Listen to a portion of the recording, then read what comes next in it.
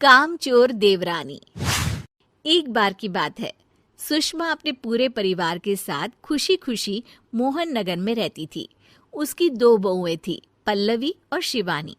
एक दिन दोनों बहुएं रसोई में काम कर रही होती है कि तभी उनकी सास सुषमा उन्हें बुलाती है।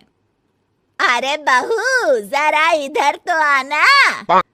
शिवानी, जरा जाकर देखना सासू माँ क्या कह रही हैं। दीदी आप ही देख लो ना जाकर, आपको भी तो सुनाई दे रहा है। अरे मैं आटा गूंद रही हूँ ना, तुम चली जाओ। हाँ तो मैं भी तो सब्जी काट रही हूँ ना दीदी।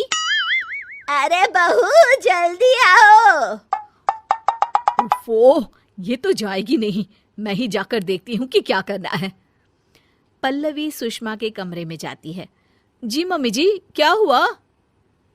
शाम को घर पर कुछ मेहमान आने वाले हैं, तो तुम अच्छा सा खाना बना लेना बहू। ठीक है मम्मी जी, आप बता दीजिए क्या क्या बनाना है और कितने लोग आ रहे हैं। सुनील की मौसी जी और उनका पूरा परिवार आ रहा है। कुल मिलाकर 3 लोग और हमें मिलाकर हुए 9 लोग। तो अभी से ही तैयारी करना शुरू कर दो। और हाँ, घर की सफाई भी कर देना, हाँ, अच्छे से। जी मम्मी जी, सब काम हो जाएगा, आप चिंता मत कीजिए। पल्लवी शिवानी को घर में मेहमान आने वाले हैं इसके बारे में बताती है। क्या 9 लोगों का खाना बनाना होगा, घर की सफाई करनी है? बाप रे, सासू माँ ने तो हमें घर की नौकरानी ही समझ कर रखा है। ऐसा नहीं बोलते शिवानी, हम इस घर की बहू हैं और घर के काम करना हमारा फर्ज है। दीदी तो है ही सासू माँ की चमची, जब देखो सासू माँ सासू माँ। मैं तो इतना सारा काम नहीं करने वाली। शिवानी कपड़े लेकर गमला साफ कर रही होती है और चक्कर आने का नाटक करने लगती है। मेरा सर चकरा रहा है। तभी वहां पल्लवी और सासू माँ जाते हैं। अरे बहू, क्या हो गया तुम्हें? मम्मी जी, बहुत तेज सर में दर्द हो रहा है। तुम एक काम करो शिवानी, आराम कर लो। नहीं नहीं दीदी, घर में मेहमान आने वाले हैं, मुझे आपकी मदद करनी चाहिए। अरे कोई बात नहीं शिवानी, तुम आराम कर लो, मैं सब काम कर लूंगी। ठीक है दीदी, अगर आप इतना कह रही हैं तो आराम कर लेती हूँ। शिवानी आराम से अपने कमरे में मैगजीन पढ़ रही होती है। इसे कहते हैं आराम की जिंदगी। इतना सारा काम। चलो, सारा काम खत्म हो गया, शिवानी को देख आती हूँ। शिवानी अपने कमरे में ईयरफोन में गाने सुनते सुनते सो जाती है और उसके साइड में मैगजीन भी रखी होती है। पल्लवी वहां आ जाती है और वो सब देखती है। ओहो, तो मतलब सब काम चोरी का बहाना था। अभी बताती हूँ इसको। घर का सारा काम मुझे करना पड़ा और ये महारानी यहाँ मैगजीन पढ़ रही है, गाने सुन रही है। पल्लवी रसोई से एक प्लेट और चम्मच लेकर आती है और शिवानी को थाली बजाकर उठाने लगती है। शिवानी अचानक से उठती है।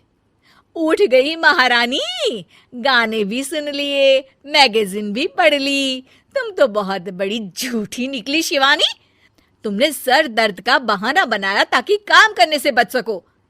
हाँ, बनाया बहाना, तो क्या करती, इतने सारे काम करती। मुझे कोई शौक नहीं है चापलूसी का। क्या चापलूसी? तुम्हें लगता है कि मैं सारे काम चापलूसी के लिए कर रही हूँ? और नहीं तो क्या। तभी वहां सासू माँ आ जाती हैं।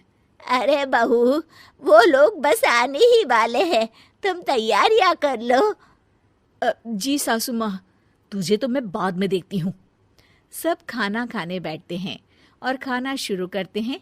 तभी सुनील की मौसी बोलती है।